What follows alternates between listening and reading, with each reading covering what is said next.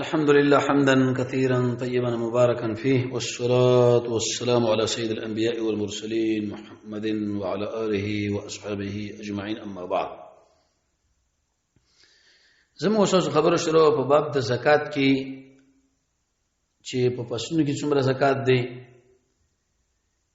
او د قشم په سترو زره کې څومره دی، په سپینو زره کې څومره دی، کال به کې شرط دی غیر شرط دی. نن درس کې به دا خبره ذکر وکړو چې د څارویو زکات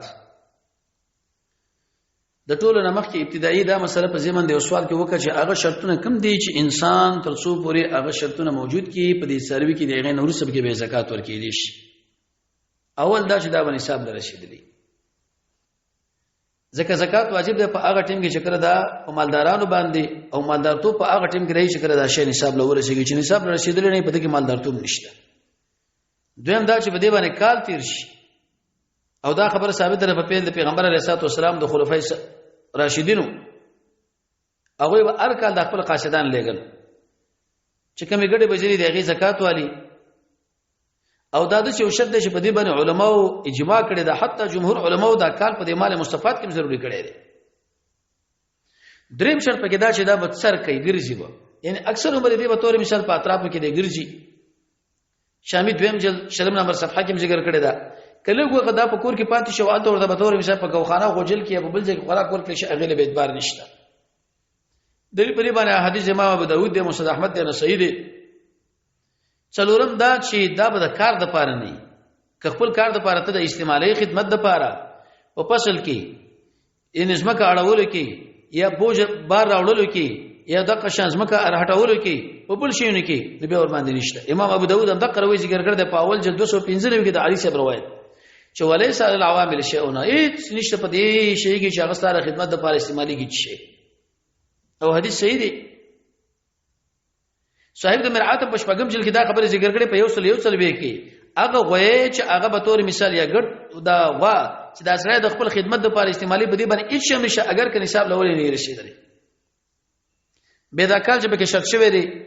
امام بخاری رحمه الله ذکر کړی د خپل صحیح کې اول جلد یو سل شپږ نبی صاحب د مشکات اول جلد یو سل 58 هغه روایت د انس بن مالک ذکر کړی دی. امام بهقی څلورم جلد مصدق د حاکم اول جلد، البانی رحمه الله په رواه الغلیل دریم جلد کې، ابن ابي شيبه په دریم جلد کې، محلا په څلورم جلد کې دغه شرطونه به کې برابر دي. هغه دا چې دا باندې حساب لري شدري او به دا خبره ذکر کړي چې کال په پیتر شوی به دا خبره چې دا به تور مثال ګرځي دا ګرځي. او څلورم ان يكون الحيوان چې دا حیوان دا ګوره هغه اهلی وي تاسو سره مختی وحشم نه وي او نه هغه چې هغه د انسان د انسي او د وحشي دوړ نه پیدا شوی دی. فقہ اسلامی کې به لیکلي په دویم جلد 833 کې او 836 پر دا مضمون لیکلي دي چې دا تقادیر به شریعت معتبر کړی شریعت چې په کوم شي کوته خود لري دا په ما کې موږ زکات ورکو بل شي موږ زکات نشو ورکول چې قیاسونه به شنو او غیره موږ وکړو.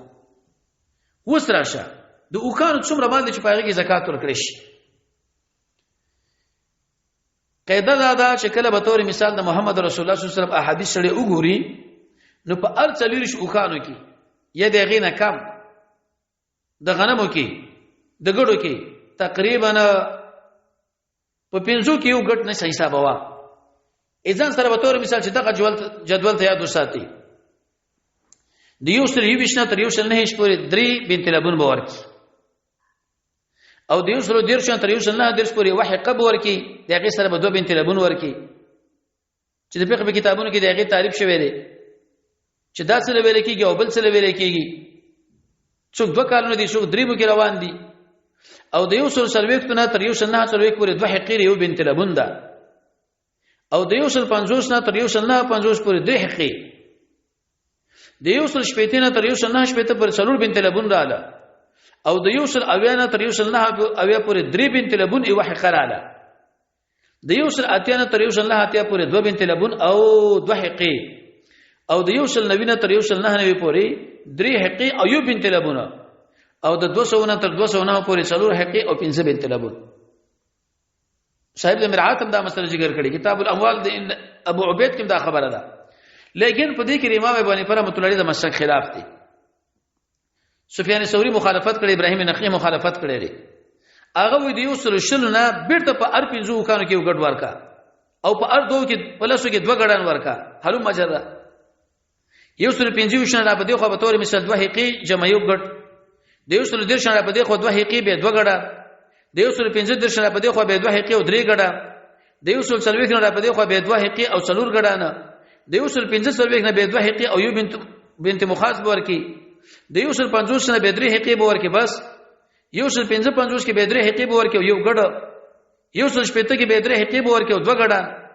او یو سل 55 کې به درې حقي او درې غړا نه او یو سل اوی کې به درې حقيري او څلور غډانه یو سل 15 کې به درې حقيري او یو بنت مخاص یو سل شپږته کې به درې حقيري او یو بنت لبونه او یو سل شپږ نوي کې څلور حقيري فقط او 200 نه څلور حقي او 15 بنت لبون دا به تور تور کې دغه تعریف سره دا چې کله به تور مثال د یو سل نشل نه خبره اضافه کیږي به په هر 15 کې یو غډ به تور تور کوي دا خو د وکانو مسله و اوس د غواګانو باره کې بد سکي او د قشان د دې میخو بارکی نو د میخو حکم بیانې او د قشان د غواګانو یو دی ځکه علي رضی الله فرمایله د هغه نوع عدد د هغه جنس دی خو په ګډانو کې دا د یو نه نیولې تر نه درس پورې بده کې شي نشته د څلويک ته نیولې تر سره پورې بده کې یو ګډ دی د یو سل 20 نه تر 200 پورې به کې دوه ګډان دي او د 200 یو نه تر 300 نه پورې به کې درې ګډان دي او د 400 نه تر 400 نه پورې به څلور ګډان دي او د 500 نه تر 500 نه پورې کې به 15 ګډان دي